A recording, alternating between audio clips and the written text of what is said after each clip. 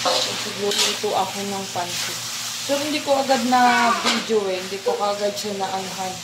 So, ito bale ito may bawang sibuyas, tapos karne, pork, carrots, beans, pechay, at saka triple yung nilagay ko dito. Tapos nilagyan ko rin siya ng seasonings na paminta, bechin, yung Ajinomoto, at saka oyster sauce, and toyo mansi yung ginamit ko sa kanya. Toyo. Pampalasa sa kanya. So, ito yun lang. Half cook lang kasi kung inaanahan ko. So, yun guys, wait lang sabi. So, ito siya ngayon. Inalis ko guys yung gulay ha. Inalis ko muna siya kasi magpapakulo ako ng tubig para palambutin muna yung sotanghon at saka yung canton. Kasi lulutuin ko kasi sotanghon. Pansit sotanghon with canton. Inalis ko lang muna siya. Tinimplahan ko na rin to. Tapos mamaya kapag nabulak na siya, saka ko ilalagay yung canton. Yung mauuna kasi medyo matigas yung palambutin. Tapos yung sotanghon. So, yan guys. Nalagay ko na yung canton niya. So, palambutin lang natin siya ng konti. Tapos, yan ko ilalagay yung yung sotanghon. Yung pinakanutos ng sotanghon. Kailangan kasi mas mauna to kasi medyo maano to. Ang sotanghon medyo madali siyang lumambot. Binabad ko na kasi siya sa tubig guys. Kaya madali nang lumambot yung sotanghon. So, ito lang muna palalambutin ko.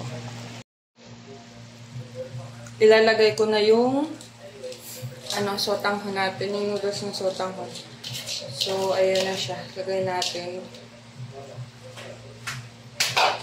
Wait lang ha. So, kailangan natin siyang haluin. Yan. Para makaano ng yung lasa niya ba. Para lumambot din siya kasi nang maghalo yung canton at yan. So, kailangan kasi yung kanin dyan. Mamaya ko ilalagay yung gulay guys kapag malambot na yung luto na ba. Kasi luto na naman na yung gulay. So, mamaya hindi na siya ilalagay.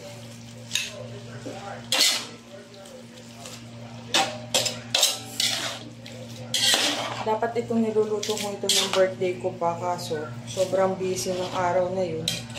So, hindi ko na siya naluto. Sabi ko ngayon na lang Sunday. Pang almusal. Kasama ng merienda. So, tatlo lang naman kami kakain. Kami mag-iina. So, ayan. So, iwanan muna natin siya dyan. Palambutin muna natin. Maya ulit natin siya. Iwan ko muna siya dyan. Pinapalambot ko muna. Mamaya habang malambot na, saka ko siya, pinapaigaig ko siya ng konti kasi may sabaw pa siya. So, mamaya ko ilalagay yung mga gulay sa ibabaw niya. Dyan mismo. So, yun guys, nilagay ko na yung gulay niya kasi malambot naman na yung natin. Yung canton at saka yung sotanghon. So, nilagay ko na siya. Haluin ko na para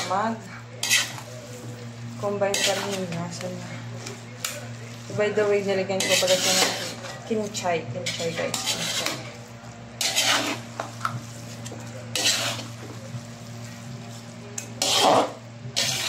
Ayan siya. So, ayan. Luto na yung ating pansit. Alam ko siya. Medyo pinaano ko lang sa para mag-balance yung lasa niya. So, ayan guys. Yan na yung pansit na niluto ko. Ayan. Oops. Luto na siya guys. Luto na yan. Malambot na kasi yung pasta niya. Yung pinaka-sotanghon and yung canton. Ayan. Niligan ko siya kasi ang ganyan. So, ito na siya. Ayan. Thank you guys for watching. I hope you like it. Please like and subscribe on my channel. Thank you so much. God bless you all. Good morning guys.